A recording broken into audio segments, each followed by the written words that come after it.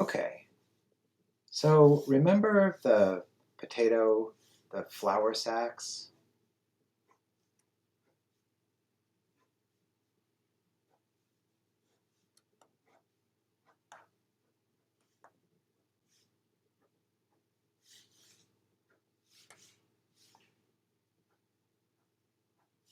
I'm using the wrinkles here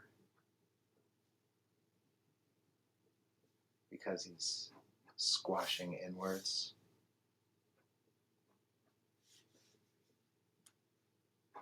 Here's an exaggeration of that.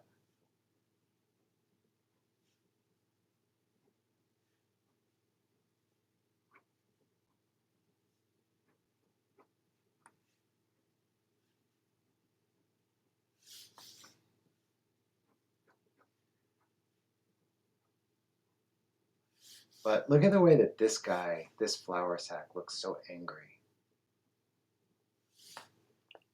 I want to use that.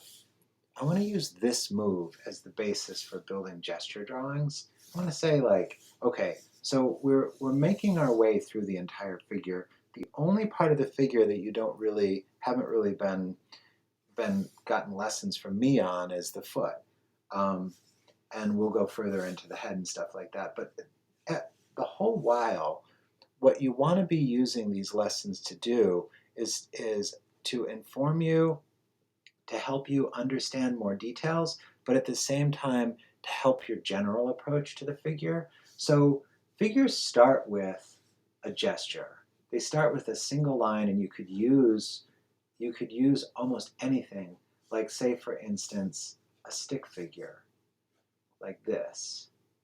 And I like to work from that robot that I've been teaching you guys about because it instantly starts to give dimension to things. And so you could think about this in those terms, but you could also think about this now in terms that are growing some. So for instance, if this was going to be a robot and we knew that the camera was above his eye level and we were going to put one of these pillows, say we're going to take a pillow like that or a bean shape and throw it into the torso like this. And now in right here, the underwear shape.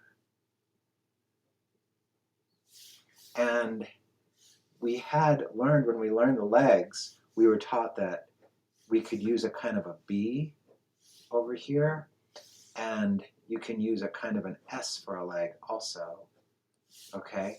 It's really nice on the ground plane. If you take, like you're almost like kind of drawing a magic piece of wood that this thing is flying on, or it's like the exact piece of ground that they're standing on. I find that that helps my sense of perspective and space a lot.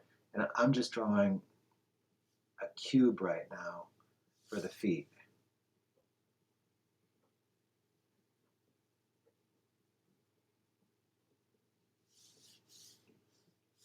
And the arm widening out as I get down to the hand. And the hand, we can use a set of triangles to show us the hand gesture.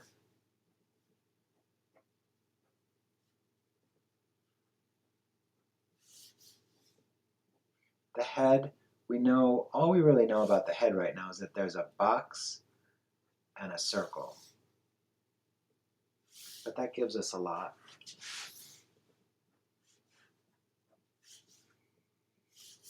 The knees, you can think of as two boxes, a big box and a little box.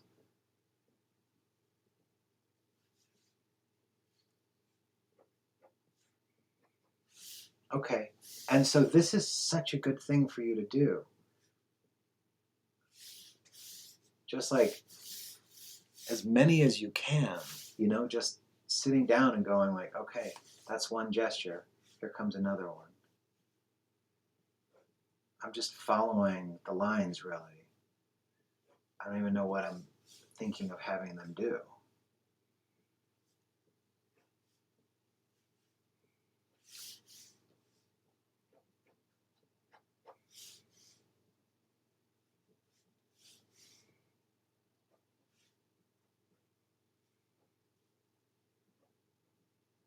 using some of the robot sensibility there to turn around the form.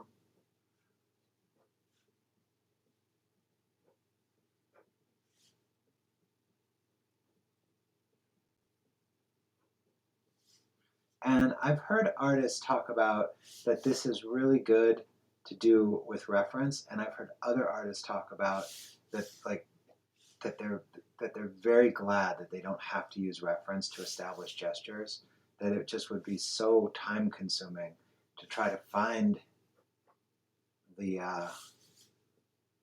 references as opposed to just making them up. And I like the idea of making it up.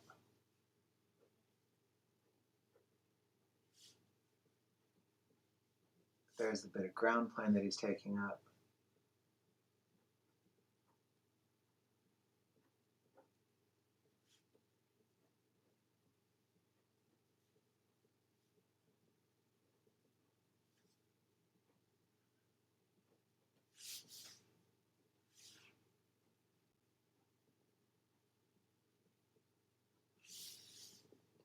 And I feel like he's going to be kicking a soccer ball. This guy's trying to block him. Here's his hand. He's pushing his hand in front of him. Just a mitten.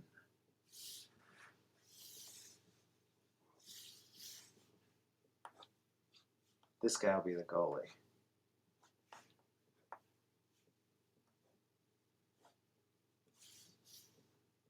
He's about to dive for this ball.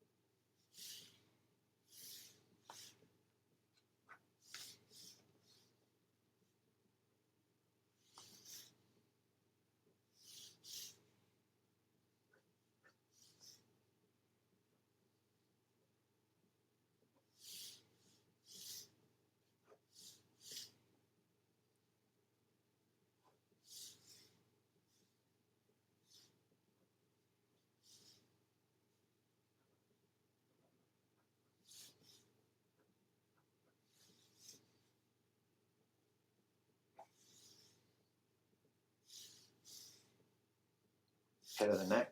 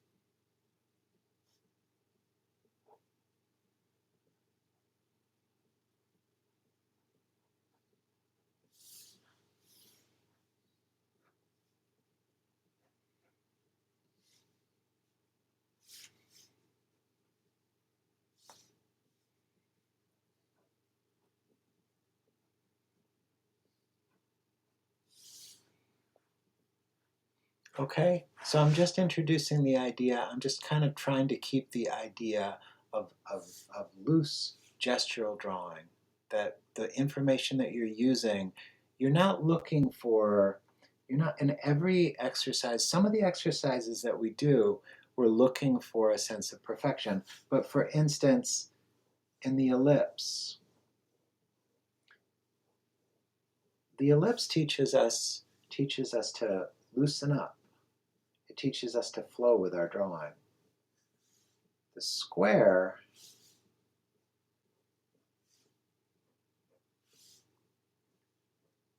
works on a kind of perfection side of us. So together they're a little, they work together, you know? You want to constantly be cultivating your ability to draw loose, expressive, and at the same time looking for, you know, how to take a sphere, turn it into a volume, and render it beautifully. So these are all parts, these are all really important parts of drawing.